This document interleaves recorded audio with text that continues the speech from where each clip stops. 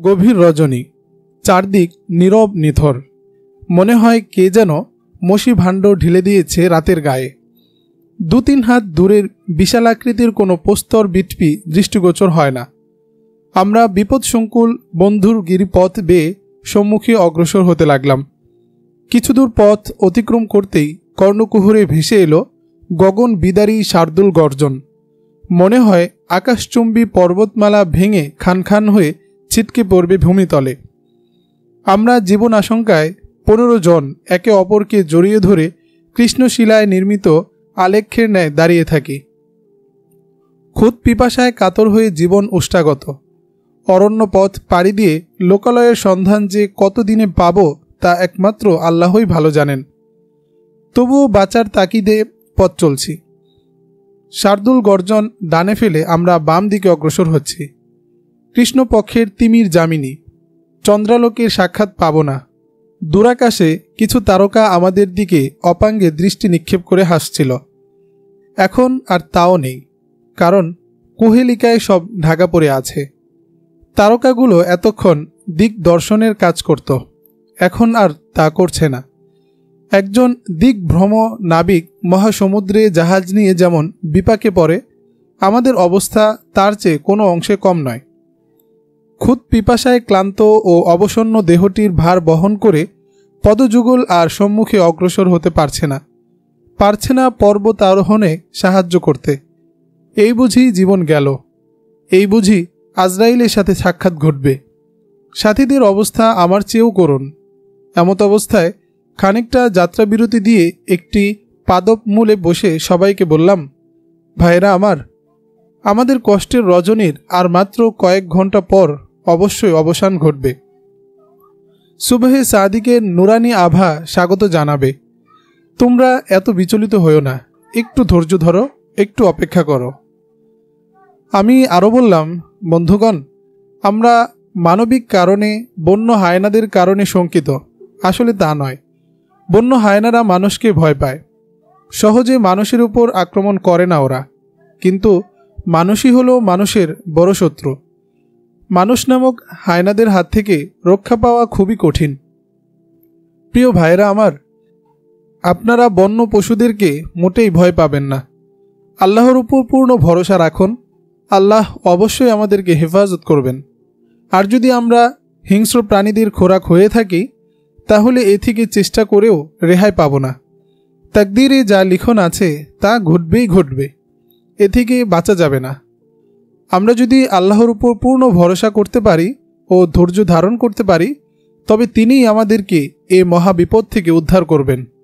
চলো আমরা তায়াম্মুম করে বিপদ উদ্ধারের জন্য সালাতুল হাজত আদায় করি। আমার কথা শুনে সাথীদের মনোবল অনেকটা চাঙ্গা হলো। তারপর সকলেই তায়াম্মুম করে সালাত আদায়ের জন্য দণ্ডায়মান হলাম। কিন্তু কেবলা দিক কারো জানা নেই। তারপর কেবলা দিক কোনটি হবে এ নিয়ে পরামর্শ করলাম। অধিকাংশের খেয়াল অনুসারে 2 রাকাত সালাত আদায় করে মোনাজাত করলাম। প্রার্থনা পরিচালনার জন্য সকলেই আমার উপর ভার দিলেন। আমি 2টি হাত প্রসারণপূর্বক বললাম, প্রভু হে, আমরা তোমারই অনুগত বান্দা। যদিও গুনাহের কোনো হিসাব আমাদের কাছে নেই, তবু আমরা তোমারই দাস আর তোমারই চরণতলে মাথা ঠেকাই। অতএব আমাদের সমুদয় পাপ রাশিকে ক্ষমা করে দাও। তুমিই ক্ষমা করতে পারো, কেননা তোমার নাম তো গাফফার। আমরা মজলুম, আর তুমি হলে মজলুমের সাহায্যকারী। অতএব আমাদেরকে এই মহাবিপদ থেকে রক্ষা করো। আমার দোয়ার ফাঁকে ফাঁকে কান্না মিশ্রিত আমিন আমিন শব্দে তিমির রজনীর নীরবতা ভঙ্গ হল। কান্নার করুণ শব্দে কান্তারবাসীর নিদ্রা ভঙ্গ হল। হিংস্র হায়নারা দল ছেড়ে দিক বিদিক ছুটে পালাতে লাগল। হায়নাদের পালানোর শব্দে আমাদের শরীর শিউরিয়ে উঠল। অদূরে কি একটি জানোয়ার হুমড়ি খেয়ে ভুবন কাঁপানো হুঙ্কার ছেড়ে নিমিষেই যেন কোথায় মিলিয়ে গেল। আমরা সম্মুখে অগ্রসর হওয়া থেকে বিরত রইলাম। আমাদের এক সাথী বিনীত কণ্ঠে বলল, ভাইজান, এই গহীন অরণ্যে জিন ভূত যে নেই সে কথা কেউ জোর দিয়ে বলতে পারবে না। আপনারা লক্ষ্য করেছেন কি না জানি না, আমি একটু আগে দেখেছি বিশাল আকৃতির এক অগ্নিকুণ্ডলী আমাদের সম্মুখের পাহাড় থেকে প্রকাশ পেয়ে পার্শ্বস্থিত অন্য এক পাহাড়ে তড়িৎ বেগে পতিত হচ্ছে। তার কথা শুনে অনেকেই সায় দিয়ে বলে, হা হা, তা সত্য, আমরাও তো অবলোকন করেছি, কিন্তু ভয়ে প্রকাশ করিনি। ওর কথা শুনে বললাম, দেখো, তোমাদের ভয়ে ভীত হয়ে বন্য হায়নারা দ্রুত পালিয়েছে, তোমাদের ভয়ে জিন ভূত পালাবে। রাসূল সাল্লাল্লাহু আলাইহি ওয়াসাল্লাম বলেছেন, আজানের শব্দ শুনে শয়তান ও জিনরা বাদকর্ম করতে করতে পালায়, পিছনে দৃষ্টি নিক্ষেপ করার মতো সময়টুকু পায় না। তোমাদের যদি এতই ভয় হয় তাহলে চলো একযোগে আজান দিই। আমার কথা শুনে সকলেই বজ্রকণ্ঠে আজান দিতে লাগলো। আজানের পরপরই পূর্ব আকাশে সুবহে সাদিকের আভা প্রকাশ পেতে লাগলো। সকলের মনেই আশার সঞ্চার হলো, এই বুঝি বেঁচে গেলাম। তিমিরাচ্ছন্ন জমিনের অবসান হলো। অতঃপর আমরা তায়াম্মুম করে ফজরের নামাজ আদায় করলাম। নামাজ শেষে কিছু তাসবিহ আদায় করে মহান রব্বুল আলামিনের সমীপে সকাতরে প্রার্থনা করলাম। এতক্ষণে শিশু রবি আত্মপ্রকাশ করল। আমরা নতুনভাবে কোমর বেঁধে আবার হাঁটতে লাগলাম। দুপুর 12টার দিকে আমরা মারবিয়া উপত্যকা পাড়ি দিয়ে পূর্ব দক্ষিণে চলে আসি।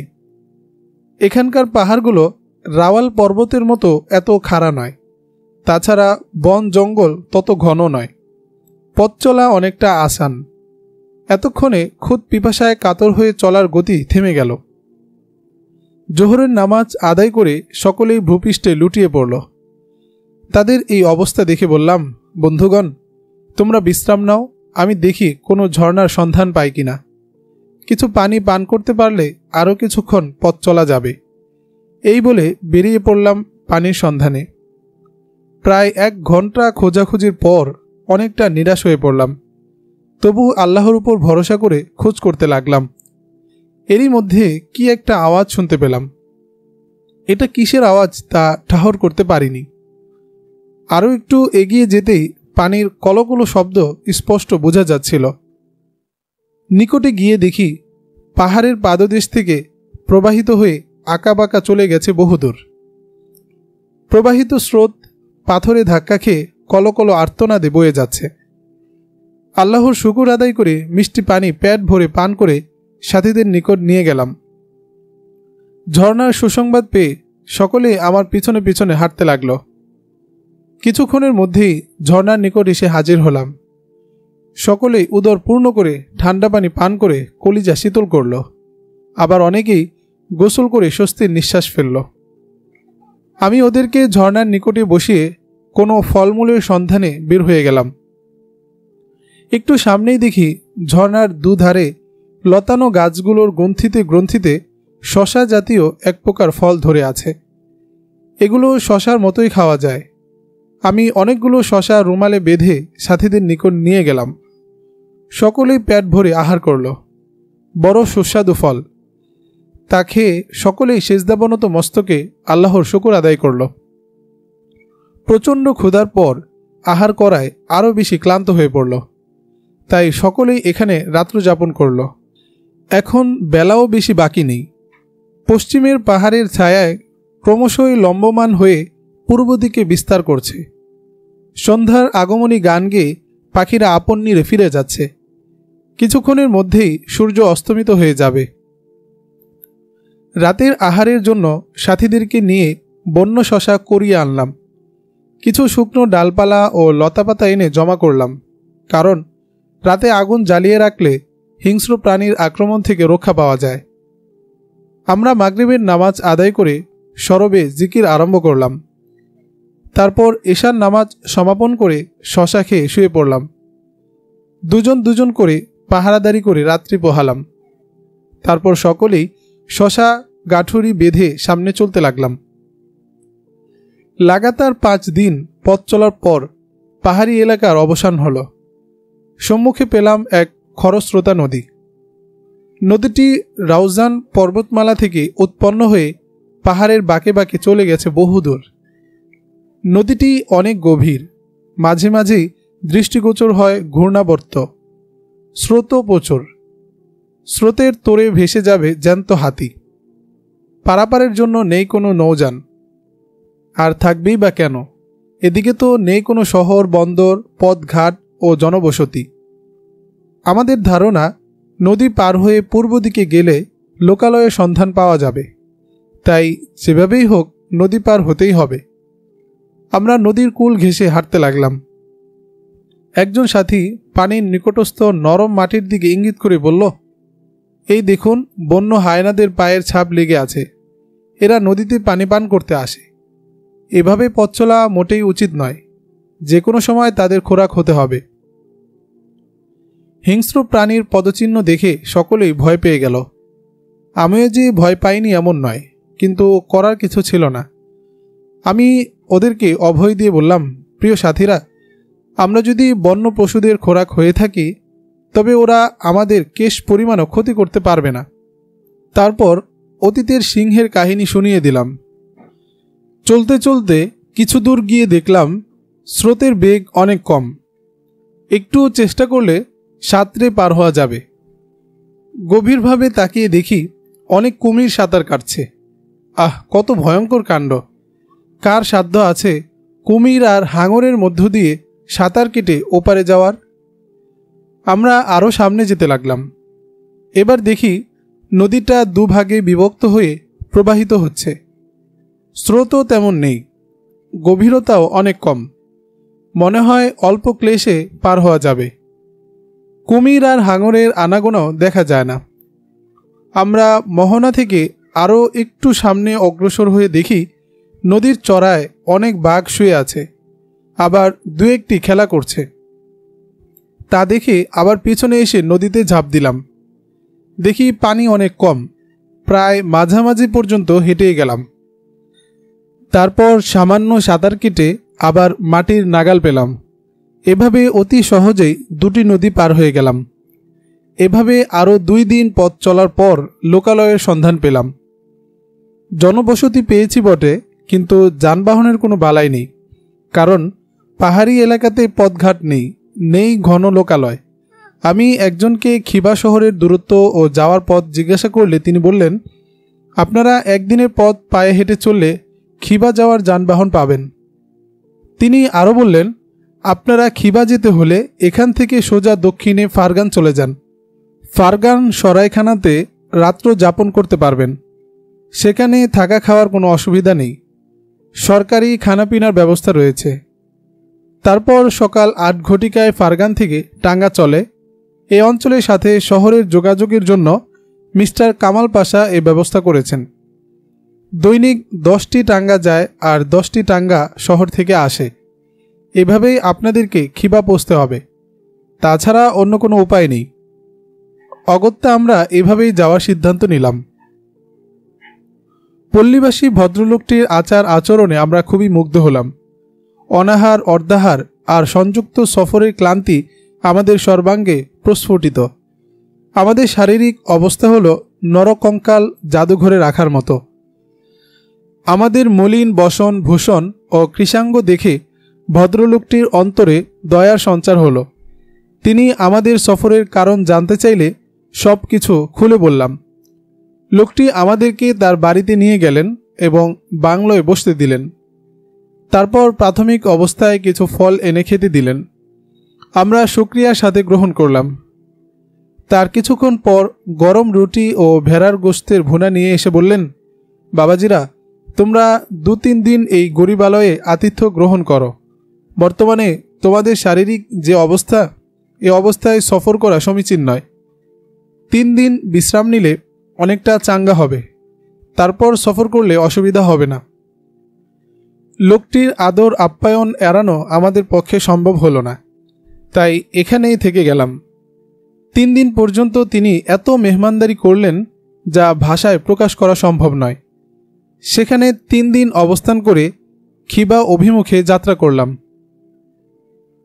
খিবা পর্যন্ত পৌঁছতে আমাদের 2 দিন সময় লেগে গেল, কারণ একটা ডাঙ্গা 6-7 ঘন্টার বেশি চলতে পারে না। আর না পারারই কথা, কারণ পথঘাট খুবই অনুন্নত, অশ্বগুলো অনেক দুর্বল। মঞ্জিলে মঞ্জিলে বিশ্রাম নিয়ে পথ চলতে হতো। আমরা খিবা শহর থেকে 1 ক্রোশ দূরে একটি মসজিদে রাত যাপনের জন্য ইমাম সাহেবের কাছে অনুমতি চাইলে তিনি বললেন, তোমরা আমাদের অতিথি, মসজিদে নেই থাকার কোনো বিছানা, তোমাদের কাছেও কোনো বিছানাপত্র দেখছি না, এভাবে তো মসজিদে থাকা যাবে না। তোমরা আমার বাড়িতে অবস্থান করো, খাওয়ার একটু কষ্ট হলেও থাকার কোনো কষ্ট হবে না। আমার মেহমানখানা খুব বড়, 15-20 জন অনায়াসে থাকতে পারে। ইমাম সাহেবের কথায় আমরা তার বাড়িতে থাকাটাই নিরাপদ মনে করে রাজি হয়ে গেলাম, আর রাজি না হয়ে অন্য কোনো উপায়ও ছিল না। ইমাম সাহেব আমাদেরকে তার বাড়িতে থাকা খাওয়ার ব্যবস্থা করলেন। খাওয়ার পর ইমাম সাহেব আমাদের পরিচয় জানতে চাইলেন, কোথায় থাকি, কি করি, এ সফরের কারণ কি জানতে চাইলেন। আমি প্রথম দর্শনেই ইমাম সাহেবের মেজাজ দর্শন করেছি, কথাবার্তায় মনোভাব বুঝতে পেরেছি, তাই আনুপূর্বিক সমস্ত ঘটনা ইমাম সাহেবের নিকট প্রকাশ করেছি। তবে সফরের মূল উদ্দেশ্য ও ভবিষ্যতের পরিকল্পনা সম্পর্কে কিছুই বলিনি।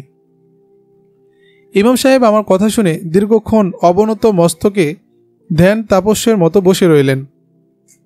তারপর আল্লাহর আরশ কাঁপা দীর্ঘশ্বাস ছেড়ে বললেন, নাস্তিক কামাল পাশা কত যে নিরপরাধ মানুষকে তার নিষ্ঠুর জেলখানায় আবদ্ধ করে রেখেছে, কত যে মায়ের বুক খালি করেছে আর যুবতীকে করেছে স্বামীহারা, তার কোনো ইয়ত্তা নেই।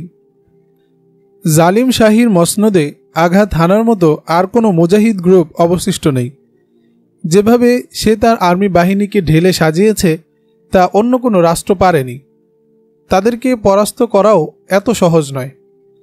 আজ কয়েক বছর অতিবাহিত হতে চলেছে, কোনো অভিযান পরিচালনা করার সুযোগ হয়নি। আজ খুবাইব জাম্বুলি বেঁচে থাকলে কোনো না কোনো খিত্তায় আক্রমণ হতো। ইমাম সাহেবের কথা শুনে আমার ধারণা আরও স্পষ্ট হয়ে গেল যে তিনি মুজাহিদ না হলেও জিহাদ সমর্থক একজন ব্যক্তি। তাই তাকে প্রশ্ন করলাম, ভাই, আপনি খুবাইব জাম্বুলিকে কি করে চেনেন? তিনি তো তুর্কমেনিস্তানের অধিবাসী নন। খুবাইব জাম্বুলি এদেশের অধিবাসী নন তা ঠিক, কিন্তু তাকে চিনে না বা তার নাম শুনেনি এমন লোক কমই আছে। তার প্রতিটি অভিযান ছিল অব্যর্থ। সে যতদিন বেঁচে ছিল ততদিন নাস্তিকদের ঘুম হারাম ছিল, বিছানা তাদের পিঠের সাক্ষাৎ পায়নি। তিনি কি এখন বেঁচে নেই? মনে হয় তিনি শাহাদাত বরণ করেছেন, এখন আর কোনো খোঁজ পায়নি। আপনি কি কোনো মুজাহিদ সদস্যকে চেনেন? আপনার কাছে সত্য কথা বলতে কি আমিও ছিলাম এ পথের পথিক। বিশেষ একটি দায়িত্ব দিয়ে আমাকে এ অঞ্চলে রাখা হয়েছে, এখনও কোনো সুরাহা করতে পারিনি। ইমাম সাহেবের কথা শুনে আমার শোণিত ধারা প্রবল বেগে সঞ্চালিত হতে থাকল। তিনি আওলাদ যান কি না নিজে সন্দেহ হলো। আমি সরাসরি প্রশ্ন করে বসলাম যে, হুজুর, আপনি কি আওলাদ যান? নাম শুনে চমকে উঠলেন এবং বললেন, হ্যাঁ, আমি আওলাদ যান। আমার নাম জানলেন কি করে? ইতিপূর্বে তো আমার নাম জিজ্ঞাসা করেননি এবং আমিও বলিনি। উত্তরে আমি বললাম, আমি আপনার ঠিকানা নিয়ে এসেছি আফগানিস্তান থেকে। আপনার বন্ধু জামাল দামলা গৌরানি এই ঠিকানা দিয়েছে। জামাল দামলার কথা শুনে তিনি আরও বিস্মিত হলেন। তার সাথে কি পরিচয় তা জানতে চাইলে আমার পূর্ণ পরিচয় সহ জামাল দামালার সাথে যে সম্পর্ক তা জানিয়ে দিলাম এবং দামাল সাহেব কেন আমাকে পাঠিয়েছেন তাও বললাম। বর্তমানে যে আমার সফর সঙ্গী ইজদান কাউরি কয়েদখানায় বন্দী আছেন তাও জানাতে কসুর করিনি। আমার কথা শুনে আওলাদ জান বললেন, আপনাকে অনেক অনেক ধন্যবাদ এবং মহান রব্বুল আলামিনের অসংখ্য শুকরিয়া এজন্য যে তিনি আপনাকে জালিমের হাত থেকে রক্ষা করে হিংস্র হায়নাদের মুখ থেকে ফিরিয়ে এনে সরাসরি আমার হাতে এনে দিয়েছেন। আমি জিজ্ঞাসা করলাম, আপনি তো আমুজান শহরে কাপড়ের ব্যবসা করতেন, এখন দেখছি এখানে ইমামতি করেন, এ ব্যাপারে কিছু বলবেন কি? তিনি বললেন, 4 মাস আগে এখানে ইমামতি নিয়েছি আর এখনও ব্যবসা আছে। আমুজান শহর বেশি দূরে নয়, এখান থেকে টাঙ্গা 8-10 মিনিটের রাস্তা। ইমামতির দায়িত্ব নেওয়ার পিছনে অনেক রহস্য আছে, তা পরে জানবেন। এখন কথা হলো, আপনি কি আমাদের সাথীদের মুক্তির ফিকির নিয়ে এসেছেন? উত্তরে আমি বললাম, আপনি দীর্ঘ 2-3 বছরে কতটুকু কি করেছেন তা আগে শুনি, তারপর আমার চিন্তা চেতনা ও পরিকল্পনা সবই আপনার নিকট খুলে বলবো। তবে দৃঢ়তার সাথে আল্লাহর উপর ভরসা করে কথা বলতে পারি যে আগামী 2-3 মাসের মধ্যে সাথীদেরকে বন্দিশালা থেকে ছিনিয়ে আনা সম্ভব হবে ইনশাআল্লাহ। আওলাদজান আমার সাথে কারামুক্ত সাথীদের ব্যাপারে জানতে চাইলে বললাম, ওরা সাধারণ দিনদার পরহেজগার লোক। মিস্টার কামাল পাশা সন্দেহমূলকভাবে তাদেরকে গ্রেফতার করে কারাগারে প্রেরণ করে, 2-3 মাস কারাবরণ করে মুক্তি লাভ করে। আমার ব্যাপারে তারা এমন কিছু জানে না। এখনও পর্যন্ত জিহাদ সম্পর্কে ওদের কাছে কোনো আলোচনা করিনি। তবে এদের মধ্যে থেকে 5-7 জন পাওয়া যেতে পারে যারা জিহাদে অংশ নেবে। আপনি আলাপ করে তাদের মনোভাব জানতে পারেন। আওলাদজানের সাথে কথাবার্তা হচ্ছিল এক নির্জন কুটিরে। আমার কথা শুনে আওলাদজান অন্যান্য সাথীদের সাথে আলাপ আলোচনা করে জানতে পারলেন যে এদের অনেকের বাড়ি খিবা এলাকায়। ধর্ম নিরপেক্ষবাদের বিরুদ্ধে কথা বলার অপরাধে গ্রেফতার করেছিল। তাছাড়া মুজাহিদদেরকে আর্থিক সহযোগিতা ও সমর্থন করত। জেল খাটার পর তাদের অন্তরে প্রতিশোধের আগুন দ্বিগুণ বেড়ে গেছে।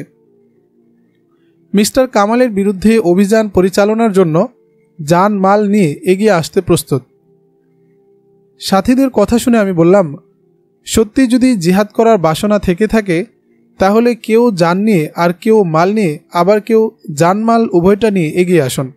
অর্থাৎ যাদের জান এবং মাল উভয়টা আছে তারা জান এবং মাল সহ আসুন, আর যাদের মাল নেই তারা জান দিন, আর যাদের জান দুর্বল তারা মাল দিন। তাহলে অল্প দিনের মধ্যে আমরা মিস্টার কামাল ও তার অনুগত বাহিনীর সাথে রণখেলায় মেতে উঠতে পারবো ইনশাআল্লাহ। আপনারা পরামর্শ করে আজকের মধ্যেই ফলাফল জানিয়ে দিন যেন আমরা সিদ্ধান্ত নিতে পারি।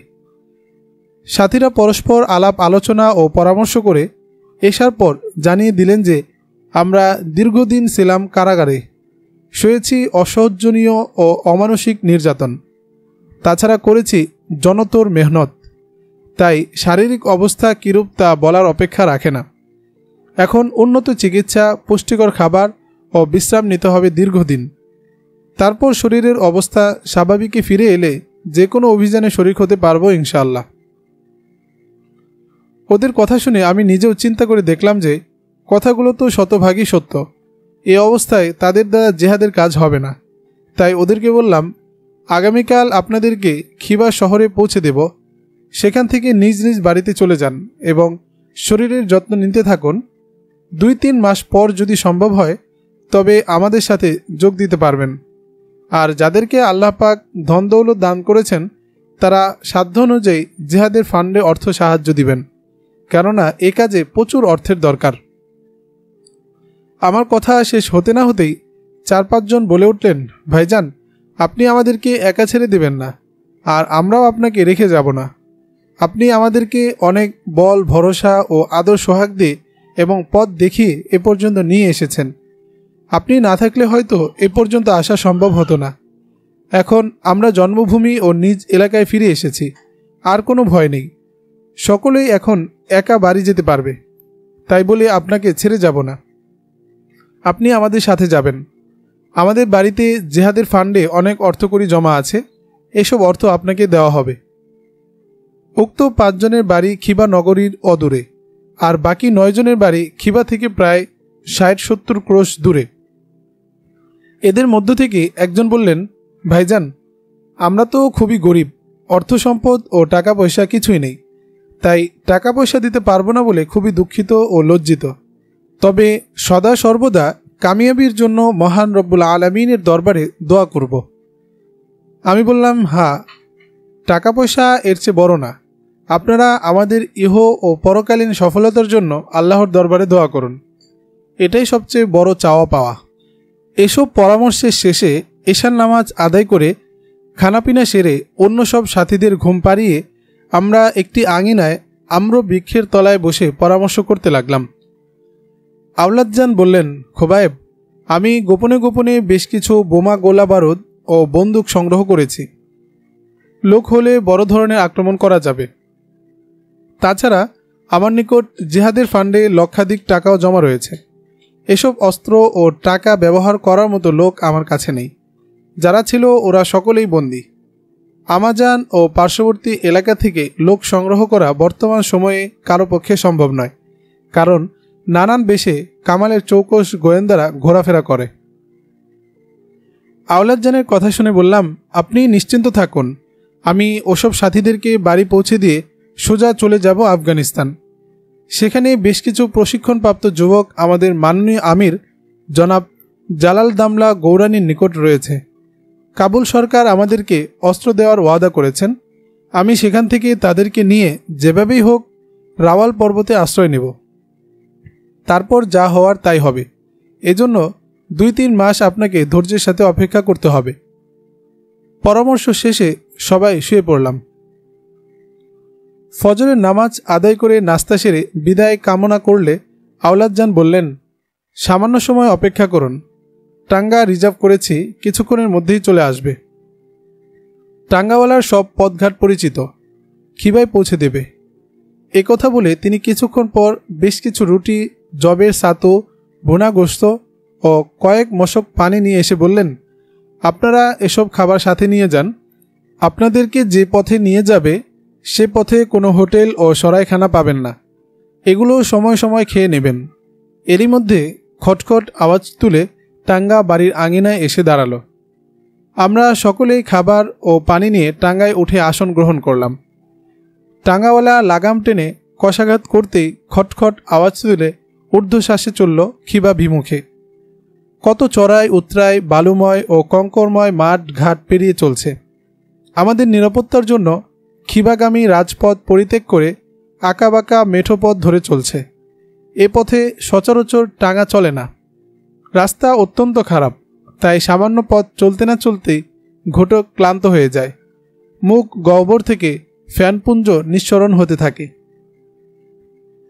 তাই বিশ্রাম নিতে নিতে পথ চলতে থাকে। অনেক কষ্টের পর রাত আনুমানিক 8টার দিকে আমাদেরকে খিবা শহরের কাছে পৌঁছে দেয়। আমরা খিবা শহরের প্রবেশদ্বারে পৌঁছে খবর পেলাম শহরে রাত্রকালীন কারফিউ জারি করেছে। রাস্তায় বের হলে গুলি ছোড়ে। এ অবস্থা দেখে একজন সাথী বললেন, শহরে প্রবেশ করার প্রয়োজন নেই, আমরা শহরে প্রবেশ না করে গায়ের পথ ধরে যেতে পারব। আমাদের মহল্লায় পৌঁছতে 2-3 ঘন্টা সময় লাগতে পারে। তার কথা শুনে আমি সবাইকে নিজ নিজ জিম্মায় বাড়ি যাওয়ার ইজাজত দিয়ে দিলাম।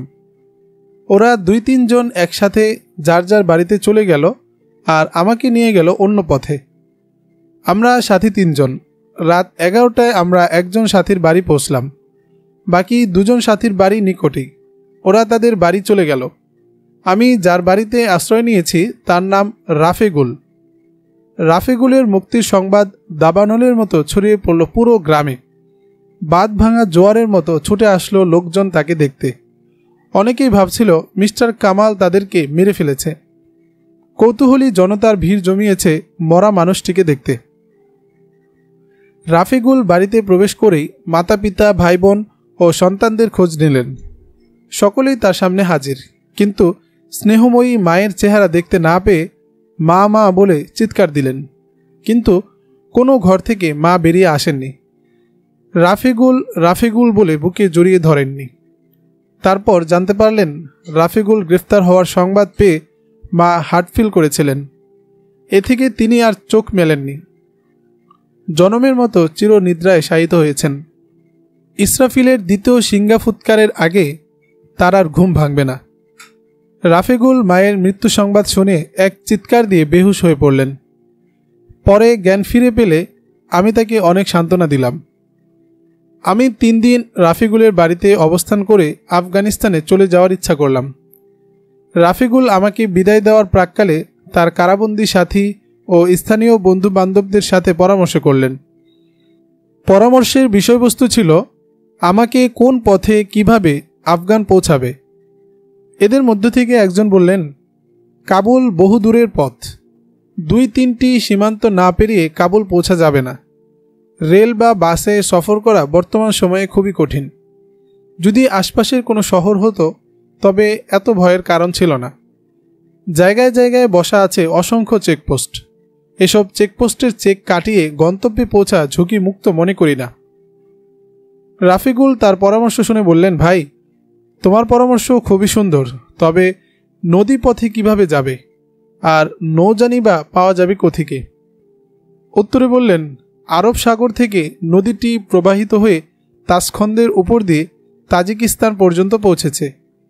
সে নদীর নাম চিমবেই নদী। বনবনানীর বুক চিরে পাহাড়ের বাঁকে বাঁকে নদীটি আবহমান কাল থেকে বয়ে চলছে। অনেক বাণিজ্য যান ও জেলে নৌকা নদীর বুকে চলাফেরা করে। তাজিকিস্তানগামী কোনো বাণিজ্য নৌকা পেলে তাতে দিয়ে দিতে পারলে খুবই ভালো হবে। রাফিগুল তা কী করে সম্ভব জানতে চাইলে তিনি বললেন, আমি কিভাবে তাকে তাজিকিস্তান পাঠাবো সে দায়িত্ব আমার উপর অর্পণ করেন। আমার এক পরিচিত বন্ধু চিমবেই থেকে মালামাল নিয়ে নৌপথে টোরটোকল ও বুখারা হয়ে দুসানবে যান। প্রতি মাসে তিনি মালামাল নিয়ে যাতায়াত করেন।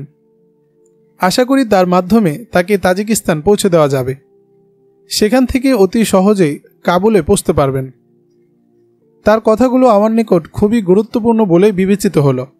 তাই রাফিগুলকে বললাম, ভাইজান, বনিত নৌপথে যাওয়াটাই আমার নিকট নিরাপদ বলে মনে হয়। এখন আপনি বিবেচনা করে দেখুন।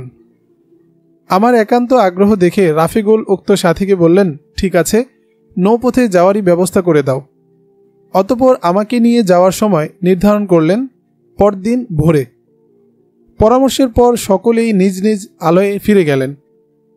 রাতে ঈশান নামাজ সমাপন করে রাতের আহার করে শোয়ার ব্যবস্থা করলাম। এর মধ্যে রাফিগুল সহ আরও দুজন ভদ্রলোক আমার রুমে প্রবেশ করে কেদারায় আসন গ্রহণ করলেন। রাফে আঙ্গুলি নির্দেশপূর্বক দুজনের পরিচয় আমার কাছে তুলে ধরলেন এবং আমারও আসল পরিচয় দিলেন।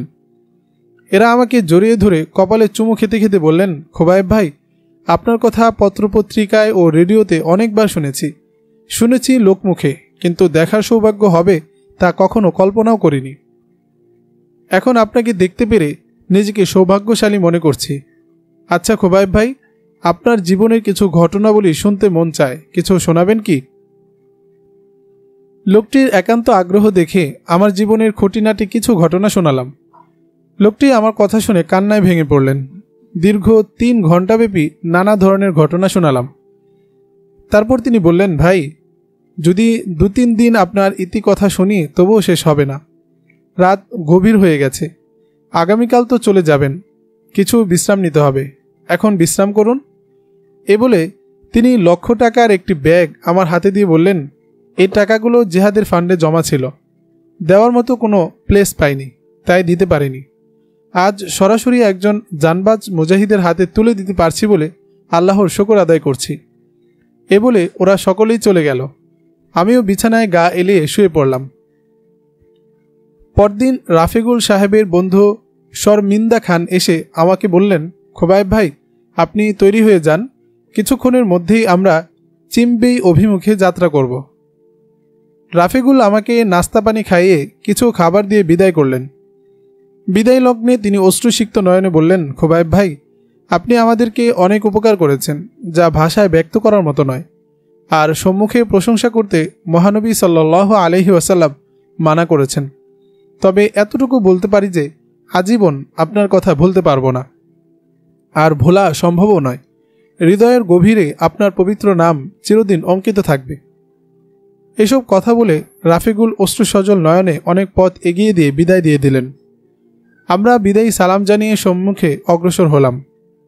যতদূর দেখা যায় ততদূর পর্যন্ত আমাদের পথপানে তাকিয়ে রইলেন। মাঝে মাঝে হাত নেড়ে আলবিদা জানালেন। এরই মধ্যে আমরা চোখের আড়ালে চলে এলাম। রাফিগুলের এই অমায়িক ব্যবহার আজও ভুলতে পারিনি। শর্মিন্দা খান আমাকে নিয়ে পাহাড়ি পথ ধরে সোজা উত্তর দিকে হাঁটতে লাগলেন। সারাদিন পথ চলতে চলতে খুবই ক্লান্ত হয়ে পড়লাম। এখন আর এক কদম সামনে এগোতে পারছি না। শ্রমক্লান্ত পদযুগল শরীরের ভার বহন করতে পারছে না। সূর্য প্রায় ডুবুডুবু, একটু পরেই হারিয়ে যাবে দিনমণি। তখন নেমে আসবে অমানিসার অন্ধকার, পথ চলা হয়ে যাবে দুষ্কর। তাই শর্মিন্দা খানকে বললাম, ভাইজান, আমি তো আর হাঁটতে পারছি না, কোথায় রাত যাপন করবেন? লোকালয়ের আলামত কোথাও পাচ্ছি না। আমার কথা শুনে শর্মিন্দা খান বললেন, খোবায়েব ভাই, আমি অবস্থা অবলোকন করছি, জীর্ণশীর্ণ শরীর নিয়ে এতটুকু আসতে পারবেন তা আমি কল্পনাও করতে পারিনি। আমি সুস্থ সবল মানুষ, তারপরও ক্লান্ত হয়ে গেছি। আর আপনি দুর্বল মানুষ, আপনার অবস্থা কি তা তো অনুমান করতে পারি। অতঃপর বললেন, আর কিছুক্ষণ পথ চললেই সামনে চিম্বে নদীতে পৌঁছে যাব। সেখানে গিয়ে যদি কোনো নৌযান পাই তাহলে চিম্বে শহরে যাত্রা করব, আর যদি না পাই তাহলে বাজারে কোনো হোটেলে রাত্র যাপন করব। কোনো চিন্তা করবেন না, এই এলাকার পথঘাট সবই আমার পরিচিত। অতঃপর আরও একটু পথ চলার পরেই চিম্বেই নদীর কলকল ধ্বনি শুনতে পেলাম। একটি নৌকা চিম্বেই অভিমুখে ছেড়ে গিয়েছে। রাত্রে আর কোনো নৌকা নেই। পরদিন সকাল 10টায় আরেকটি নৌকা ছেড়ে যাবে। আমরা নিরুপায় হয়ে একটি হোটেলে গিয়ে উঠলাম। হোটেলে রাত্র যাপন করে সকালে নাস্তা সেরে নৌকার অপেক্ষায় রইলাম। আনুমানিক 9টার দিকে একটি নৌকা এসে নোঙর ফেলল। নৌকাটা তত বড় নয়, 20-25 জন যাত্রীর বেশি সংকুলান হবে না। সকাল 10টায় 15 জন যাত্রী নিয়ে চিম্বের উদ্দেশ্যে সারাবিস্কো ত্যাগ করল। মাঝি মাল্লারা কয়েকটি পাল তুলে দিলেন। কান্ডারি মজবুত করে বৈঠা ধরে বসে আছেন।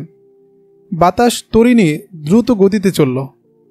তরঙ্গমালার উপর দিয়ে দোল খেতে খেতে হেলে দুলে এগিয়ে চলছে। চলছে তো চলছেই, বিরাম নেই, বিশ্রাম নেই কোনো ক্লান্তি। থাকা খাওয়া রান্নাবান্না সব কিছু নৌকাতেই হয়।